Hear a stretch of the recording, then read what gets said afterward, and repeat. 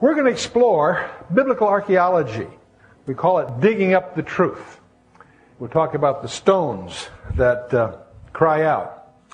You know, archaeology is intrinsically fascinating. It often fills in details about the life of ancient times, but just finding a tangible object tends to transform something that is abstract and ancient into something that's tangible in our very hands. It could be a shard of pottery, it could be whatever, but it has its intrinsic fascinations, and we'll talk about that. We'll also, before we're through, talk about its dangers. Now, usually when we think of archaeology, we think of the ancient ruins, and there are many wonderful ruins. There are more ruins of ancient Rome and Algeria than there are in Italy. But this is a picture of Ephesus, of the ancient churches. It's amazing. If you get a chance, Ephesus is just an exemplar of discoveries. One of the things we're going to touch upon in this very superficial survey this evening are the technologies that associated with archaeology. Actually, up until recent times, it really was a spade and shovel kind of technology. People would dig, they'd find something, they'd mark its location, and by various methods try to date it. And it was a very, very primitive technology up until maybe the 80s. What they did do along the way, they started developing systematic methods where when they discover a find, they'd lay out a grid and they'd mark very carefully what they find, where they find.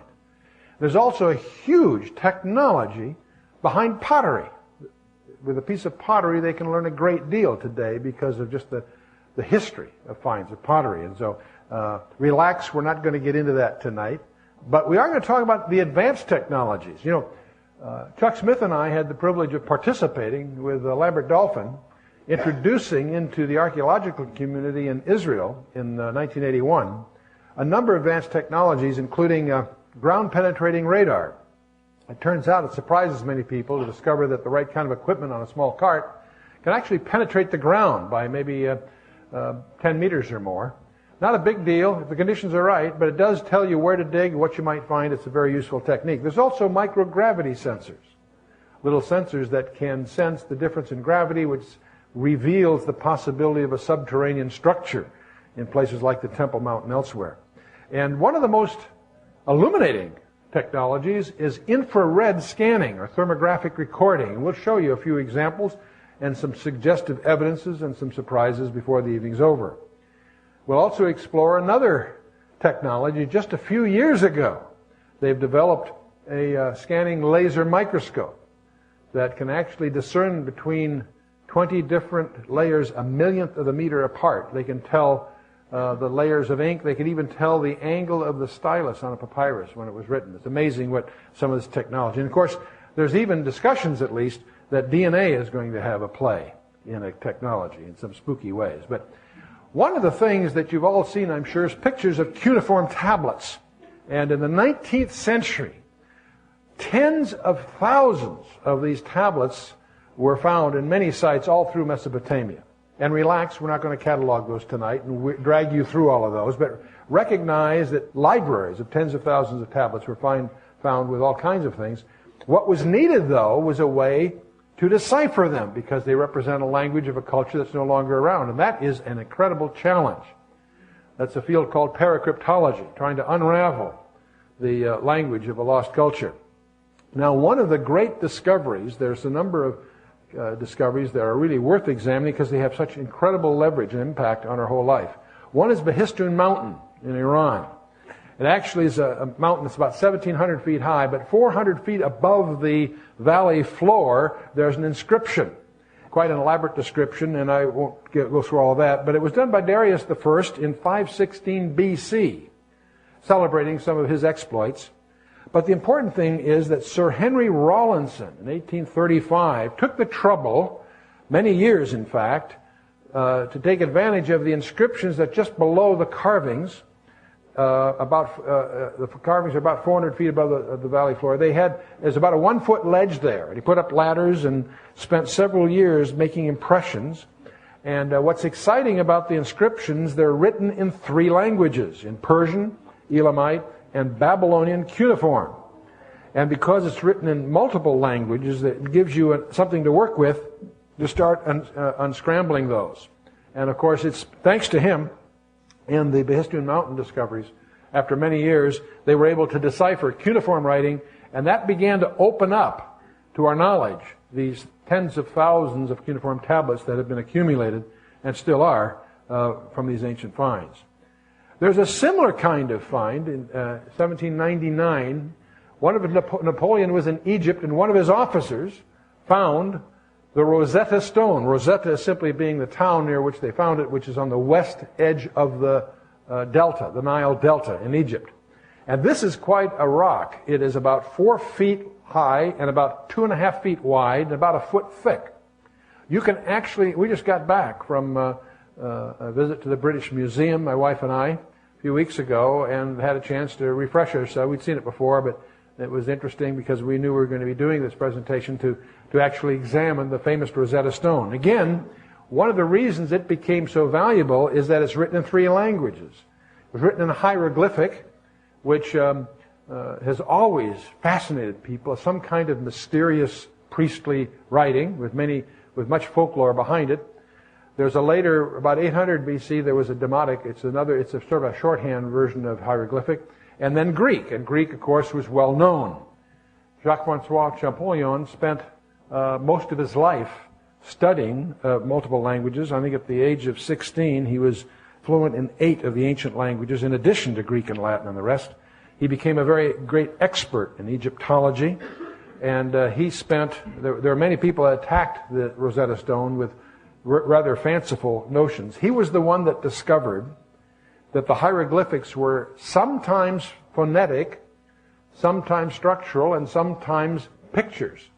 In other words, but the big discovery was the realization that the language was in part phonetic, which was a surprise because they looked like pictures, but some of them were deliberately phonetic.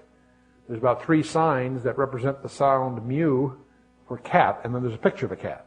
So it takes about 4 signs to communicate cat. But the point is, there's not a consistency in the application. So it was a real challenge.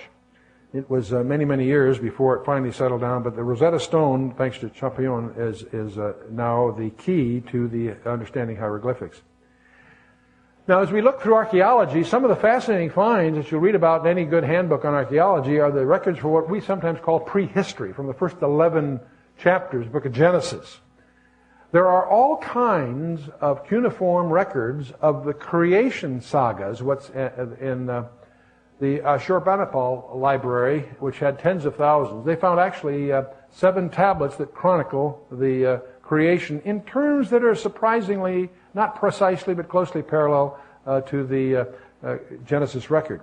What's also interesting is they've even found in Mesopotamia flood records, the Gilgamesh epic being one of the famous ones. But you can actually find 33 versions of Noah's flood in various forms. Only 2 of them don't really coincide with the biblical record. So it's interesting. These are just legends, but it's provocative to see that they seem to echo an original common story. One of the interesting ones is a list of the Sumerian kings. This find lists kings who reigned for extended periods of time. Then a great flood came, and the lists of the kings after the flood have shorter reigns than the ones before.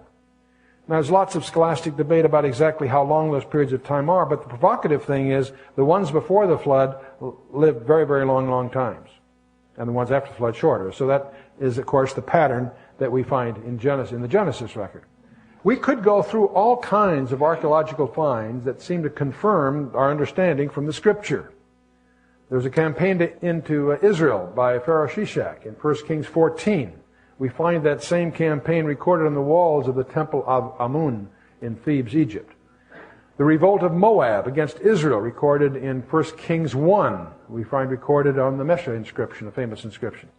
The fall of Samaria to Sargon II, king of Assyria, is recorded on his palace walls, just as it is recorded in 2 Kings 1 and 18. The defeat of Ashdod by Sargon II is recorded on his palace walls in Isaiah 20. The campaign of the Assyrian king Sennacherib against Judah, as recorded in the Taylor Prism, and the siege of Lachish by Sennacherib, recorded in the Lachish reliefs, recorded in 2 Kings 18 again. The assassination of Sennacherib by his own sons is recorded in the annals of his own son Esarhaddon, also recorded in 1 Kings 19. The fall of the walls of Jericho, very controversial even among archaeologists, but as recently as March 5th of 1990, Time magazine, hardly a biblical authority, also admitted, in fact the title of the article was Score One for the Bible, because they now believe much of what the Bible says can be confirmed by some of the records. And the fall of Nineveh was predicted by the prophets, both Nahum and Zephaniah. Is recorded on the tablet of Nabopolassar, which they found, and it says recorded in Zephaniah 2 and also in the book of Nahum. The fall of Jerusalem to Nebuchadnezzar. We're going to talk a little about this, about the fall of Babylon shortly. But the fall of Jerusalem to Nebuchadnezzar, the king of Babylon, is recorded in the Babylonian Chronicles, a very famous find from 2 Kings 24. The captivity of Jehoiachin, king of Judah, in Babylon, recorded in the Babylonian ration records. Here we have in 2 Kings 24 that's recorded, but they actually find the ration records, and there's an allusion to him in those, interestingly enough. Not big deals, but the more they find, we find these sort of checkpoints where the biblical record can be echoed, if you will, in the records in stone. The fall of Babylon to the Medes and the Persians, recorded in the Cyrus cylinder. We're going to talk about that, Daniel chapter 5. The identity of Belshazzar as the son of Nabonidus, it was a big controversy among historians. I can remember reading books, even as a teenager, of skeptics pointing out that the Bible is really fanciful because this guy Belshazzar, who apparently was the king of Babylon in Daniel 5 when the Persians conquered Babylon, never existed. There's no record of him. Well, wrong guys. On a cornerstone in the temple of Ur, they found his identity alluded to there. And we'll talk about that in a minute.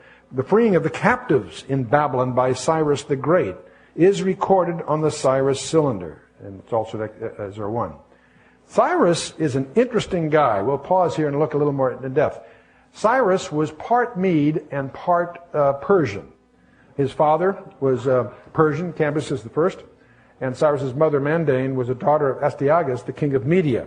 So he is actually half of both. And he's the one that rallies the Persians and the Medes together. And the first thing he did after he did that into an empire, he attacked his father-in-law, who was a very corrupt king. And he captured Ecbatana without a battle. That's going to be his pattern. By a show of strength and clever strategies, he conquers places without actually having to fight. He circles them and just takes over. And he did that with the capital. It becomes the capital then of the Persian Empire. He welded the Medes and the Persians into a unified nation that continued for 200 years. That's why they call him Cyrus the Great. But it was his general that conquered the unconquerable. Babylon was recognized in that era as being absolutely impregnable. About 15 miles on the side, double towers, 250 of them. The wall around was wide enough to have chariot races 4 abreast. This was a formidable place. It was fed by the river Euphrates, which not only fed the moat, but also gave a water supply in case of siege. Well, on October 12th of 539 BC, Cyrus's general captured Babylon without a battle. That turns out to be very important. Many of your Bible dictionaries things do not highlight this for you. It's important for you to understand for a number of reasons, because a lot of misconceptions surround this strange place called Babylon. We know from Herodotus that the Persians had diverted the river, Euphrates, into a canal, and that caused the water level in the moat around Babylon to drop to the height of the middle of a man's thigh, according to Herodotus, which thus rendered the flood defenses useless and enabled the invaders to slip under the gates and enter the city by night. Now, while all this was going on, when the Persians were attacking, Belshazzar, in his arrogance, instead of defending, threw a party for 1,000 of his guys. And he did it in a room that has been reconstructed today. That very room has been rebuilt for Saddam Hussein. But he throws this party.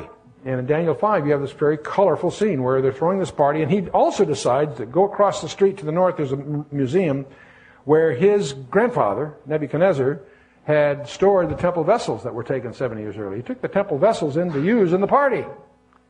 Well, that didn't please God too much. And so they all get shook up because suddenly they see a man's hand writing on the wall. And that's a famous event. You can read about it in Daniel 5. But the point is that Belshazzar gets shook.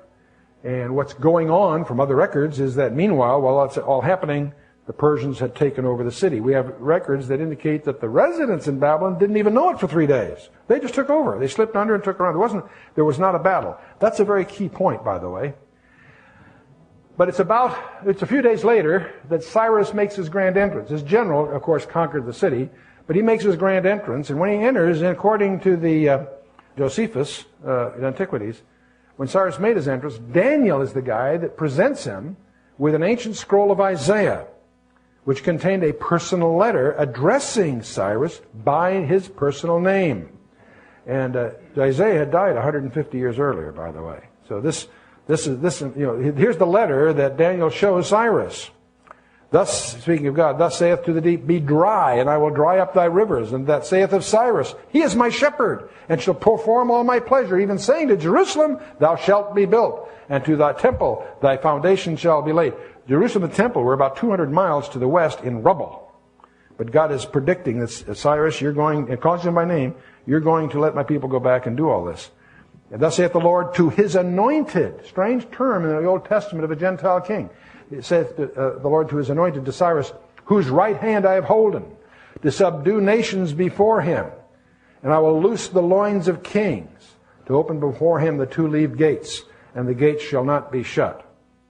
I'm going to spare this audience the detail of some of this, but you will find an absolute chuckle if you want to take our Daniel commentary and unravel what do we mean by all this. But let's move on.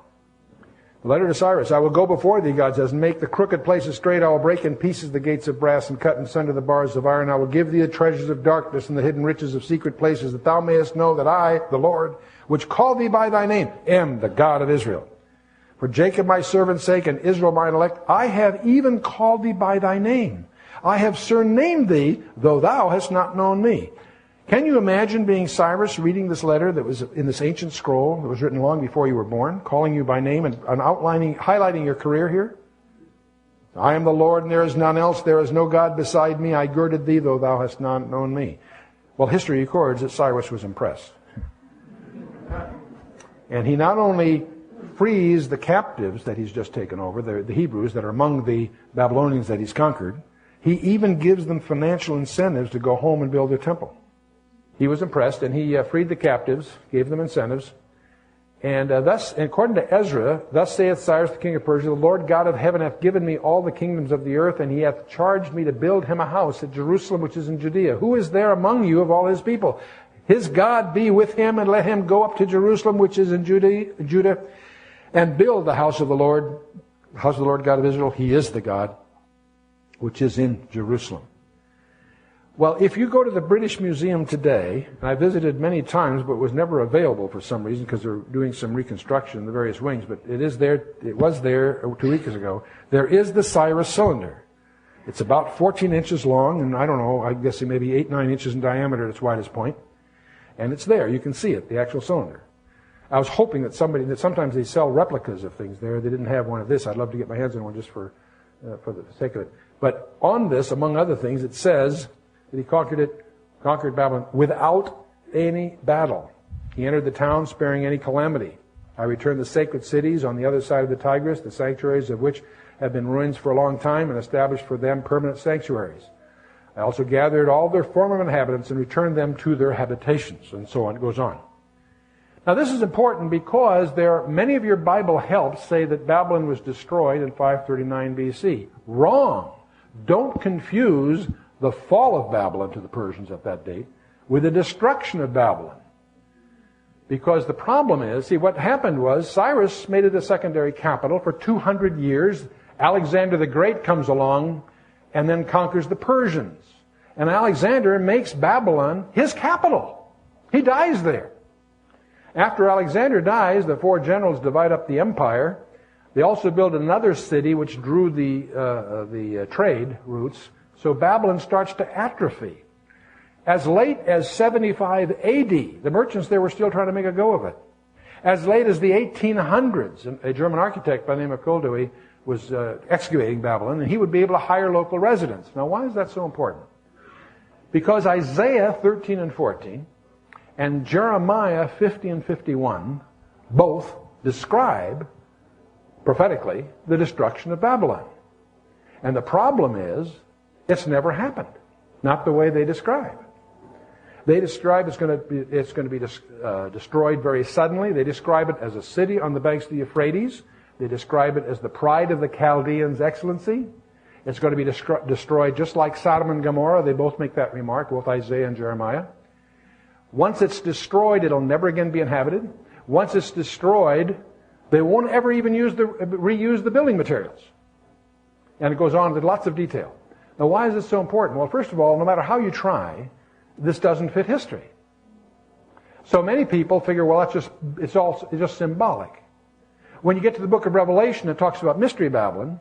Many good scholars, and I'll put Dave Hunt's work right at the head of the list. Dave Hunt wrote a book called A Woman Rides the Beast, in which he identifies Mystery Babylon as so closely associated with the Vatican, the Church at Rome. That's not a new idea. That's been around for centuries.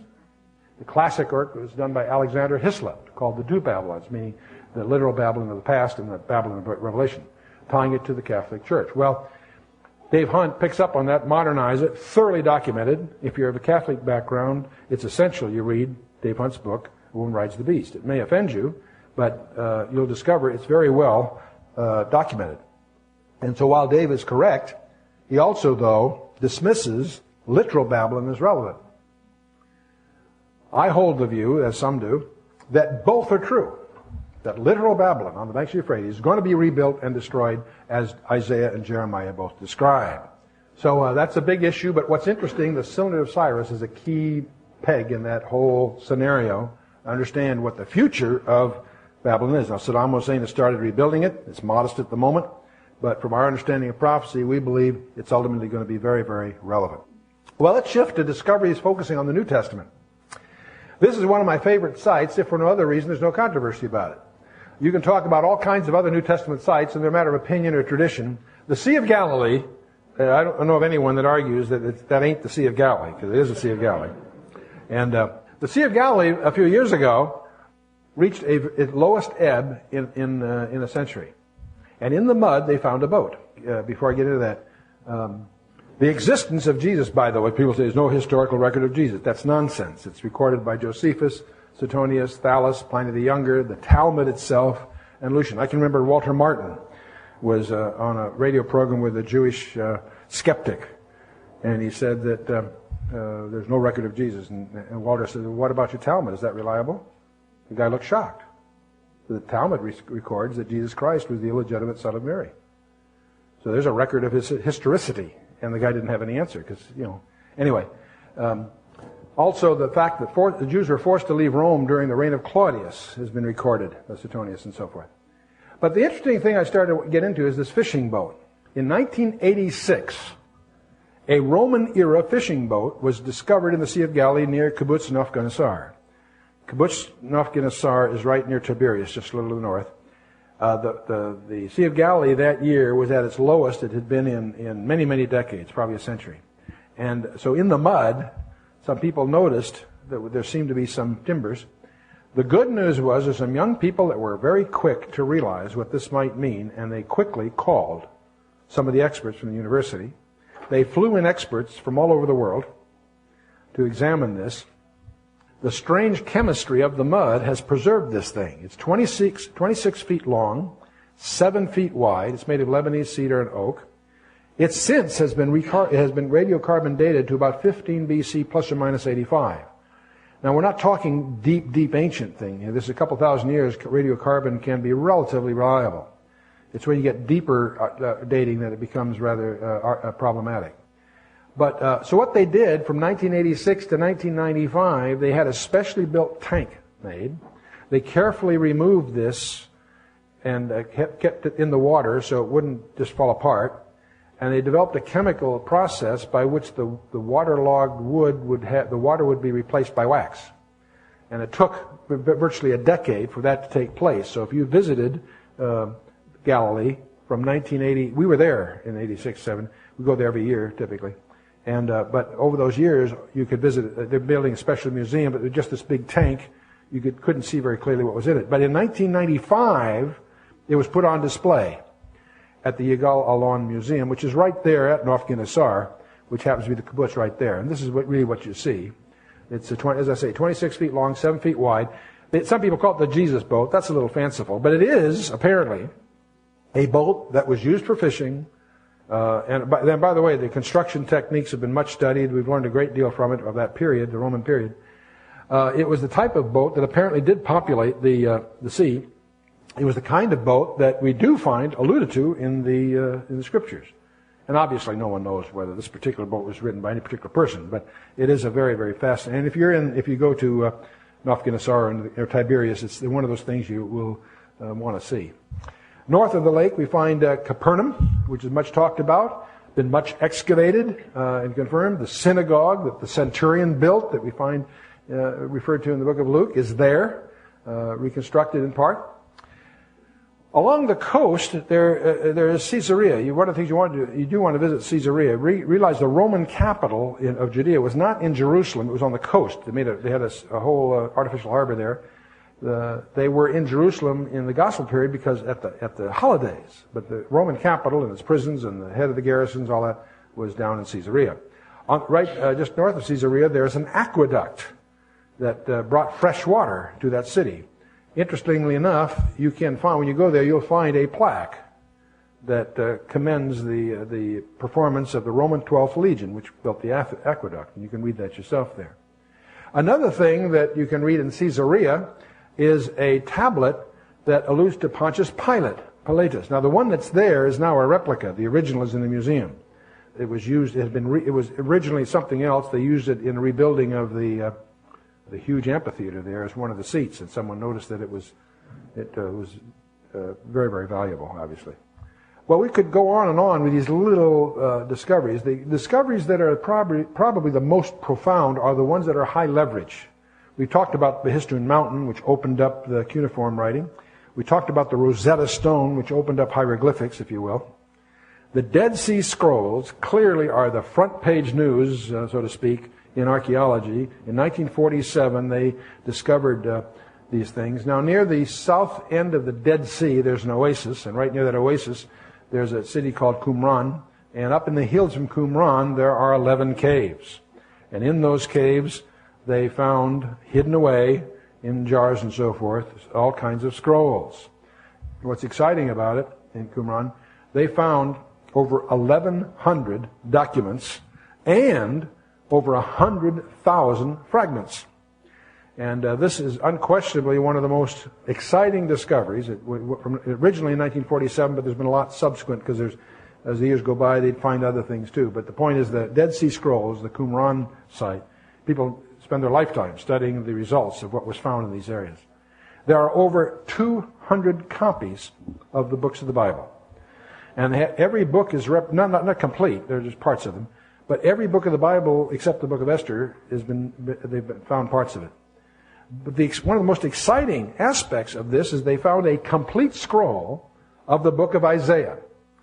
And what is astonishing about the scroll they found is that it has virtually no difference from the Isaiah we have today. Many people say, gee, it's gone through recopying, and so forth. It must be different. Here's an ancient. This is a copy from the mid-7th century, in the 60s A.D. Or earlier. The copy itself may be much, much earlier, but the point is the libraries were secreted there just before the fall of Jerusalem. Here is a copy of Isaiah that is about 1,000 years older than any that we've had up till then. And what's astonishing is the lack of differences. I think there's something like 9 letters that are slightly different, that are trivial. Nothing doctrinal, different, not doctrinally different. And if you go to Israel today, in Jerusalem, there's the Israeli Museum. Adjacent to it, and part of it, is called the Shrine of the Book. The shape of the roof is intended to represent the lid of the jars that they're found. And in that museum, it's especially for the Dead Sea Scrolls, and you can examine the entire length of the book of Isaiah. Let's talk about another papyri. It's not a Dead Sea find, but it's a convenient time to talk about the Magdalen papyri. And this is recent stuff. The 3 little scraps were unearthed in Upper Egypt by Charles B. Hewlett, and he was an Egyptologist, and he bequeathed these scraps to his alma mater, which was Magdalen College in Oxford. He bequeathed them to his college in 1901, and that's why they call it the Magdalen Papyri, because they were there, and people knew they were there, and they've been studied. In 1953, you're talking about 50 years later, British papyrologist Colin H. Roberts studied it, and he related it to be a late 2nd century papyrus. He felt, his guess was that these things were probably written in the late 2nd century, it would be 40 years later that advanced technology would re-examine these things and reveal that they were contemporaneous with the apostle himself, the apostle of Matthew. Here are pictures, front and back, of the papyri. The Magdalene Greek, it's called 17p64 is the technical designation. It's a segment of green text of Matthew's Gospel. The Greek text seems to have been dated before 66 AD. There are 3 fragments, text on both sides. Now that's unusual for papyrus. Papyrus is smooth on one side, rough on the other. The fact that it's written on both sides implies that it's a codex. A codex is what we have as a book. If you hold up a book, it's got pages. That's called a codex. The original ancient scrolls were scrolls. They take papyrus right on one side, sew them together. We had a whole bunch of them, say maybe 20 feet. They'd roll it up, and that would be what they call a book. We would call it a scroll. But it was about the time of the gospel period that notebooks or codexes were beginning to show up. Paul asked Timothy in his second letter to bring his notebooks, by the way.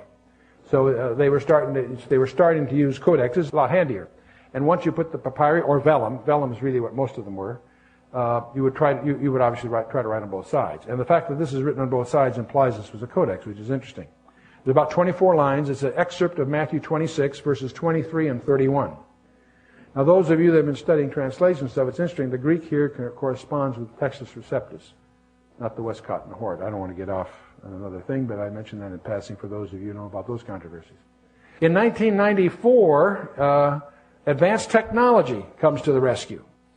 A scanning laser microscope can differentiate between 20 micrometers, that's a millionth of a meter, layers of papyrus. It can measure the height and depth of the ink, and as well as the angle of the stylus while it was writing. Using these advanced technologies, Dr. Carsten Peter Thiede, who was director of the Institute of Basic Epistemological Research at Paderborn, Germany, using a scanning laser microscope, compared the Magdalene papyri with 4 other known manuscripts. One at Qumran dated 58 AD, at Masada, an Egyptian town, and so forth. There's 4 other manuscripts that he compared it to, and here's the expert conclusion. Dr. Thiede concluded that this is either an original of Matthew's Gospel or an immediate copy, written while Matthew and the other disciples and other eyewitnesses were still alive. This is actually the discovery of the Magdalene papyrus's dating has totally overturned some of the skeptical views about the aging of the New Testament. The Old Testament was put together over thousands of years, but the New Testament was written within one lifetime. And there's a big difference. And what's interesting here, this was dated not on the basis of some literary theory or historical suppositions, but rather on the physical evidence, actually using the physics of it. So that's very, very exciting. We learn a lot of things, by the way, about Matthew. One of the things we know is he took shorthand. Remember, they had a culture that had no copiers, no printers. Everything was handwritten. And so obviously it doesn't take a lot of imagination, especially in commercial transactions. They developed techniques of shorthand writing. If you look at Psalm 45, verse 1, where in the Septuagint, where it was translated into the Greek 3 centuries before Christ, in the English Bible it'll say so-and-so was a ready writer. The term in the Greek is actually a technical term for a stenographer, shorthand writer. That means that technical term was in common use in Greek when that translation, the Septuagint, was done, which is about the 3rd century before Christ was born. Matthew was a customs official. It was a requirement for his job to be able to record in shorthand. If you study Matthew's Gospel, it seems to be it's longer than Mark. Mark seems shorter than Matthew. Matthew is shorter than Mark if you exclude the discourses. What makes Matthew so different is the discourses are extensive.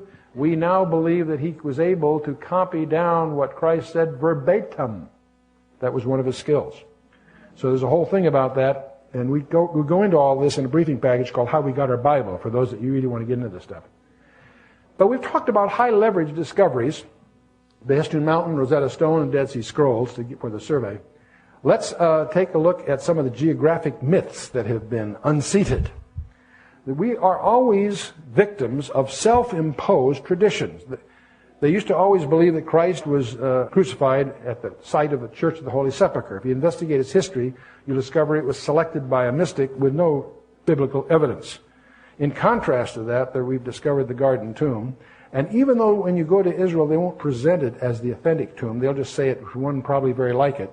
Truth of the matter is, the more you know about the text and the more you know about the details of the Garden Tomb, the more, let's put it this way, I believe it really was the tomb that Christ was in, having studied it some. It doesn't mean I'm right, but at least there's a basis. Mount Sinai. Everybody's gone to the Sinai Peninsula and gone to Jabal Musa, which is presumably Mount Sinai, except there's some problems with it. There's absolutely no evidence for it. And the shocking thing was that over 100 years of searching, they found absolutely no evidence of several million people having camped there for 40 years. And some recent discoveries that we discussed separately is that we now believe that Jabal al-Lawz in Saudi Arabia is the site. I'll come back to that in a minute. St. Paul's Bay in Malta is the traditional site of the shipwreck of Paul described in Acts 27. But if you take the Bible and see what it really says, you can come to the conclusion it was on the southern shore, not the northern shore. And Mount Ararat. There's a Mount Ararat in Turkey. And we'll talk about that in a minute. The Garden Tomb. If you go to the Garden Tomb, it's a beautiful place to visit. The high point in almost everybody that visits the Bible tour in Israel for a couple of weeks, their high point is communion at the Garden Tomb. It's a wonderful experience. The empty tomb. We do find tombs that have that style, a rolling stone, as the Scripture describes. This is a different one, but shows the practice. But this is a picture of the Garden Tomb taken 1900 years ago in the moonlight. And once you know how to use Photoshop, you'll never trust a picture again. But other recent finds, by the way, the House of David and King of Israel was found on inscriptions just a few years ago in the Golan Heights at Tel Dan.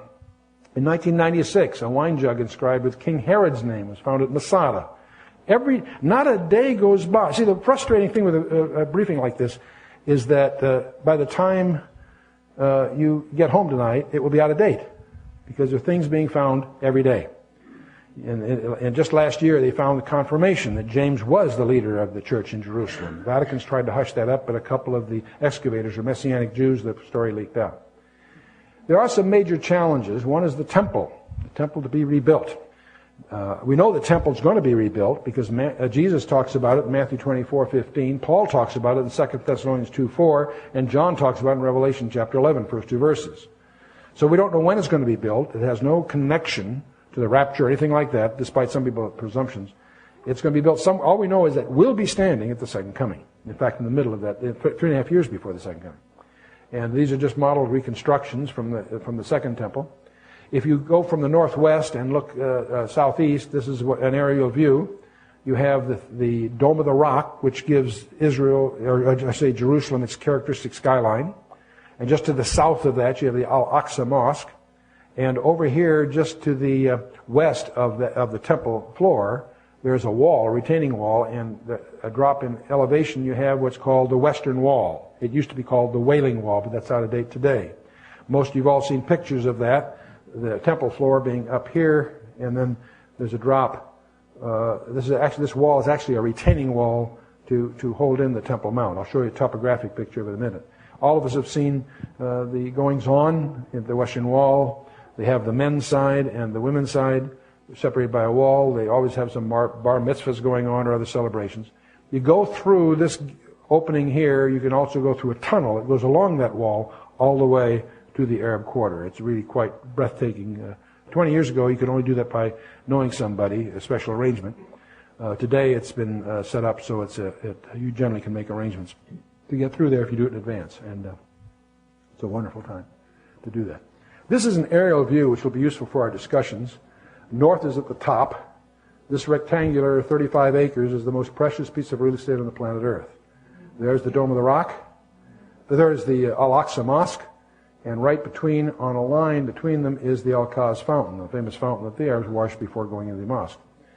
Over here is the Wailing Wall. If you want to go up to the Temple Mount, you come around here to this ramp, and you go up this ramp through the Maghrabi Gate, and you're on the Temple Mount floor. That's roughly the topography. Now, the traditional view of the temple, second temple, and the first temple, is that it stood where the Dome of the Rock stands today. That is the view of most people. That's what most books will tell you. That's what the official view of the rabbinate in Israel would tell you. And that hasn't changed, except most people, scientists, don't take it seriously. Dr. Asher Kaufman, for lots of reasons, did his research, and he has endorsed what's called the northern view or northern conjecture. And Chuck Smith and I funded his research way back, are acknowledged in his writings, strangely enough. But 20 years ago, he published his view that the temple actually stood 100 meters to the north, and lining up with what was believed to be the Golden Gate. There is a gate in this Turkey, it's a Turkish gate, but underneath that there's a first century gate. Many people presume, even to this day, that it's the Golden Gate. And that's the northern conjecture. What created all the excitement is the Dome of the Rock would be standing, if he's right, in the outer court, which seems to fit Revelation chapter 11, 1 and 2. And that was very, very exciting to many Christians, that might be the possibility. But there's some problems. When you start to try to create a three-dimensional model of the Temple Mount, you run into some problems. King Agrippa could watch the offerings being performed in the Azarah. And topographically, you can't work that out. The temple would be too high. The bedrock drops in altitude going south. It implies the temple had to be further to the south to get it low enough for this to happen. Also, the Romans could watch what was going on in the Azarah. In fact, the Jews got Nero to allow them to put a partition up to prevent that. So if you try to deal with the three-dimensional aspects of that, you run into all kinds of problems. There's a water aqueduct that fed the high priest's mikveh. And if the temple stood at the Dome of the Rock, it would be 21 meters too high in altitude. That aqueduct's still there. It can be surveyed. It creates problems. And there's also a question of a location of a moat. The interest of getting on was the moat should be north of the Antonia Fortress, not south, and we know where the moat would be. So there are issues. So some background history. Jerusalem, of course, fell in 70 A.D. We talked about that the other evening. The 5th, 10th, 12th, and 15th Roman legions killed over 1 million men, women, children, and Jerusalem fell. About 50 years later, Bar Kokhba led a revolt. His followers slaughtered the Roman 12th Legion, something they never recovered from. And for 3 years, they enjoyed a measure of success, but it took the Romans 3 years to get their act together and regain Jerusalem. And by then, Emperor Hadrian had concluded that you'll never rule that city as long as there's any Jewish presence. So they had already destroyed the temple. During the Bar Kokhba revolt, he tried to rebuild it. But they leveled the city, and they plowed the entire city of Jerusalem under, and they put up a city called Aila Capitolina on the ruins. You can find all that archaeologically there when you visit Jerusalem. But they also built a temple to Jupiter over the site of the original Jewish temple. They also put an equestrian statue of Hadrian right over the Holy of Holies. That's in Jerome's commentary on Isaiah. Well, architects noticed that the Dome of the Rock and the Al-Qaz Fountain and the Al-Aqsa Mosque are on a center line. To an architect, that implies a plan. The guy that built the Jerusalem temple in Jerusalem also built a temple to Jupiter at Baalbek, Lebanon. And if you look at how Romans built their temples in that first century, they typically had a rectangular basilica opening to a large courtyard. Opposite of the basilica was a rotunda, a polygon of some kind. In Baalbek, Lebanon, it's a hexagon. And between these, you could put your various statues in this courtyard between the basilica and the rotunda. If you take the Baalbek Temple to Jupiter's plan exactly, go to Jerusalem, and to take your center line and put it on there, it fits exactly. And it was built by the same guy, by Antonius Pius. And except in Jerusalem it's an octagon, and in Lebanon it's a hexagon, but other than that it fits perfectly. The Al-Aqsa Mosque has been rebuilt 6 times due to earthquake damage, so it doesn't fit precisely right. But the Al-Qaz Fountain, all this is right on that center line. The equestrian statue of Hadrian that presumably was over the Holy of Holies is right over where the Al-Qaz Fountain is. And so that's kind of exciting. And so there are 3 conjectures. The southern conjecture, the traditional view, and the northern conjecture. We won't know which one's correct until we really get opportunity to do serious archaeology, which is what's going on right now is the Muslims are trying to destroy every evidence of the Hebrew history on the Temple Mount because it's under Muslim control at the moment. Infrared photography of the Dome of the Rock revealed something very strange. There's a pentagonal structure underneath that. It is conjectured by some expert that that's the foundations of the Strabo Tower. There's a Strabo Tower in Caesarea. If this is what we think it is, then it confirms the view that the Dome of the Rock is actually standing where the Antonia Fortress was back in those days. This is all very controversial, of course. If we look at infrared photography of the Jerusalem itself, here's a sketch to line you up here. There's where the Dome of the Rock is. You can just this is a montage of infrared photography, which records the heat transmission, which reveals what's underneath. But there's where the Dome of the Rock would be.